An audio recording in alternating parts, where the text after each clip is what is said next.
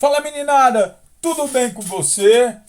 Você tá firme e tá forte? Olha que você ganhou mais 30 ou 60 dias para o Enem. Mantendo o ritmo, mantendo o foco. Entenda que você que está tendo acesso a videoaulas, que você que tem acesso à internet, que você que está sendo acompanhado pelo seu professor, que está orientando o seu estudo. Eu já sei que você sabe estudar sozinho, mas o professor está aí orientando o seu estudo, colocando o conteúdo da melhor maneira possível. Você que está respondendo às listas de exercício, você está muito na frente do que seus concorrentes. Muito na frente. Infelizmente, é um país subdesenvolvido, um país desigual, nem todo mundo tem acesso à tecnologia, nem todo mundo tem acesso às videoaulas. E você que está tendo, você tem que tirar proveito e seguir em frente. O máximo possível, é uma chance ímpar de você passar no Enem, desde que você mantenha o foco. Alguns colégios que erraram na estratégia de adotando férias nesse mês de maio, pode correr o risco de cansar o aluno, Nós não. O Dom Atômico não, ele seguiu em frente, ele manteve as videoaulas, manteve o estudo da melhor maneira possível. Então, consequentemente, você pode terá as férias no momento correto e vai chegar mais descansado na hora da prova do Enem, da melhor maneira possível. É pensar na estratégia, no controle das emoções, no conteúdo, para que você possa atingir o seu objetivo. Lembrando, o estudar sozinho precisa da sua motivação pessoal. Você tem que estar motivado. Estamos aí estudando as reformas religiosas, mais uma videoaula, e agora a videoaula de hoje é o anglicanismo, dentro desse contexto de reformas religiosas. Então você vai pegar o seu caderno, lembrando que as ferramentas tradicionais e as ferramentas tecnológicas, elas se complementam. Uma não anula a outra, pelo contrário, elas se complementam. Então, a videoaula de hoje, anglicanismo. Você coloca em destaque no seu caderno para organizar a matéria o ano 1534. 1534, século XVI. O anglicanismo, localização, Inglaterra. Quem criou o anglicanismo na Inglaterra foi o rei Henrique VIII. Perceba que tanto o luteranismo como o calvinismo são criados por teólogos, estudiosos de Deus. O anglicanismo é uma decisão política do rei, política religiosa, do rei Henrique VIII. É importante que você entenda a diferença. E o rei Henrique VIII criou o anglicanismo através do ato de supremacia. O ato de supremacia, 1534. Então cai muito. Na hora da prova você tem que tomar esse cuidado. Quem criou o anglicanismo foi o rei Henrique VIII, através do ato de supremacia. Não foi um teólogo, como no luteranismo, Martim Lutero, como no calvinismo, João Calvino. Aqui na Inglaterra foi uma decisão do rei. Quais os objetivos? Aí você vai colocar assim: objetivo, tomar as terras da Igreja Católica, se livrar da dominação do Papa. O rei queria maior autonomia, ele queria mais autonomia para tomar as decisões, ele acaba se tornando chefe da igreja, consequentemente ele quer autonomia para fazer o que for necessário pela Inglaterra. Agora, é importante você entender de um pretexto. Qual que foi o pretexto utilizado pelo rei? Ele queria divorciar-se de Catarina de Aragão, para poder desposar Ana Bolena. Só que a Igreja Católica não dava o divórcio. Aquilo que Deus uniu, o homem não separa. Aquilo que Deus uniu, o homem não separa. Como a Igreja Católica não dava o divórcio, ele acabou criando uma nova concepção religiosa, um anglicanismo, e foi casado várias vezes. Então é importante que você entenda que tem um pretexto. Tem os objetivos claros e tem um pretexto. Perceba que em cada localidade está surgindo uma religião protestante e nacionalista. Na Inglaterra, o anglicanismo. Na França, na França, o calvinismo. Na Alemanha, o luteranismo. A Igreja Católica está perdendo fiéis e ela está sendo contestada também em termos de teoria. Ela está perdendo o monopólio do saber, o monopólio da verdade religiosa, o monopólio das decisões do que é sagrado e do que não é sagrado, do que pode ou não pode ser realizado. A Igreja Católica está diminuindo a sua influência. E ela liderou por 1000 anos. Então ela vai reagir. Necessariamente ela tem que reagir. E a reação da Igreja Católica passará para a história e tem que estar no seu caderno. Coloca aí bem grande. A Contra-Reforma. A Contra-Reforma. O que foi isso? O que foi a Contra-Reforma? Foi a reação da Igreja Católica, foi a reação da Igreja Católica contra as religiões protestantes.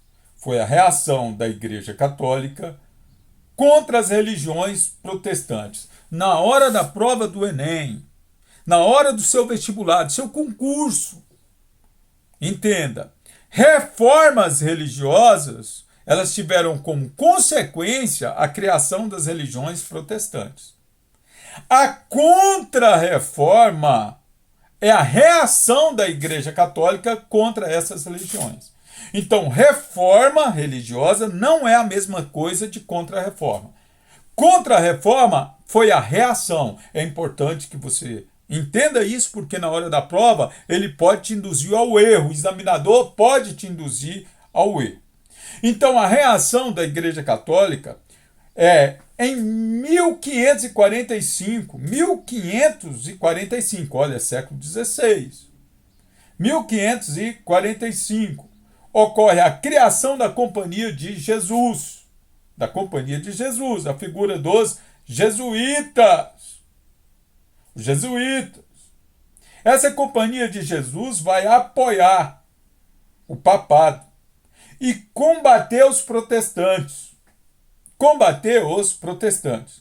Isso, muito importante, que aparece a figura dos jesuítas, educadores, que vão defender os princípios católicos, a base da religião católica, contra as teorias protestantes. E eles são soldados de Cristo. Também são chamados soldados de Cristo. Então, consequentemente, nesse momento, os católicos vão entrar em conflito contra os protestantes.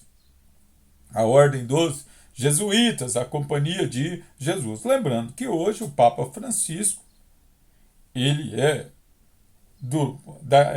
jesuíta e vindo aqui da América do Sul.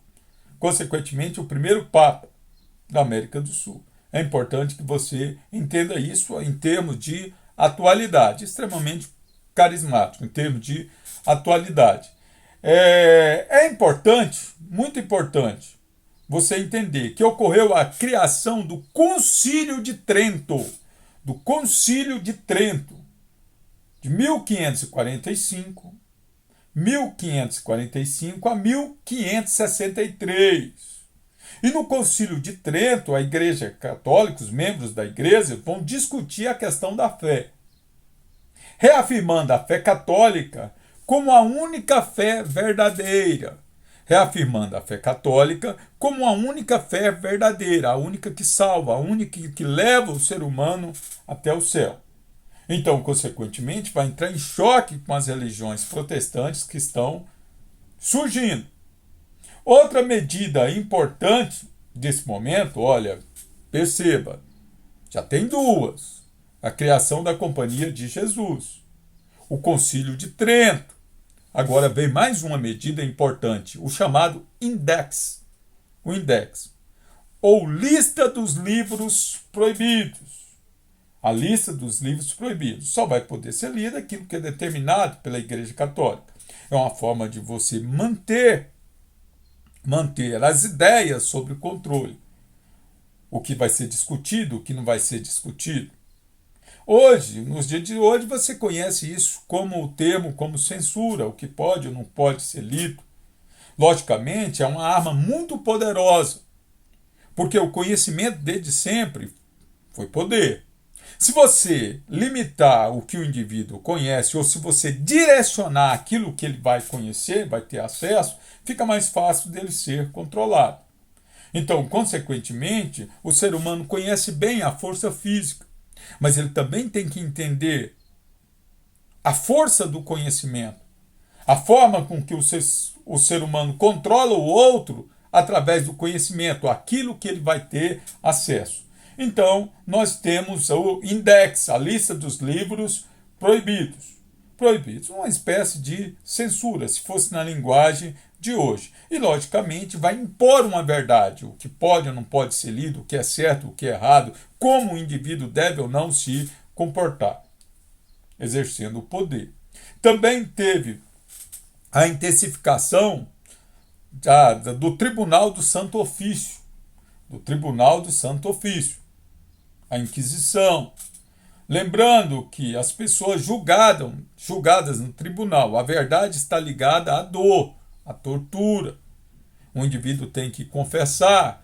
Então acreditava-se que mediante a dor ele falaria a verdade. Então a verdade e a dor está interligada.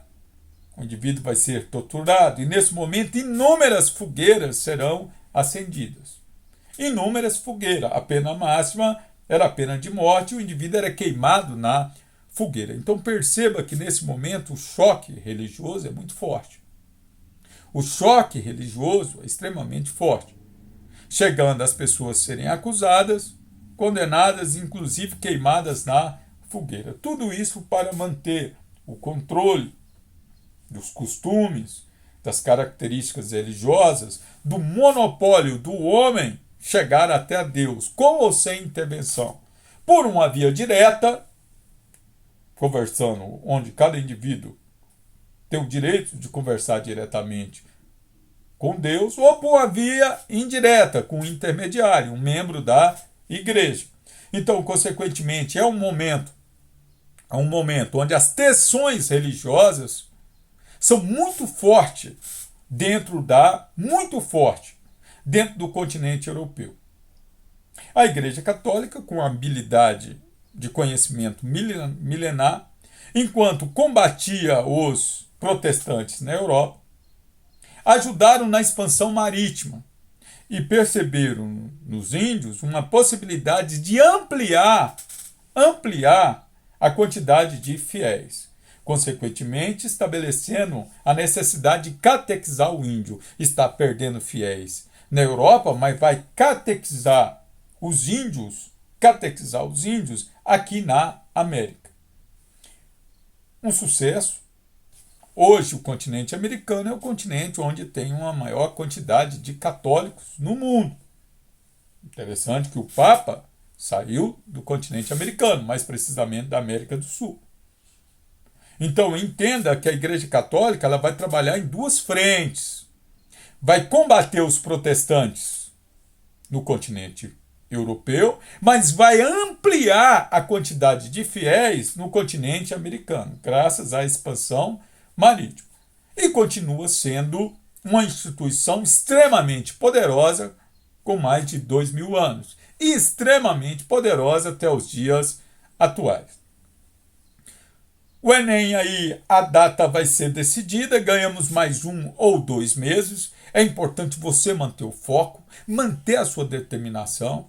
No dia que chegar nossas férias, a gente descansa um pouco. E, consequentemente, quando retornar, volta com pique total até o dia do Enem, que não se sabe se vai ser dezembro ou se vai ser janeiro. Mas você, com foco, a sua chance é gigantesca, uma vez que você está tendo a possibilidade de estudar ter videoaula, resolver os exercícios e o cursinho está disponibilizando tudo isso. Até a próxima videoaula, com muita alegria e sucesso!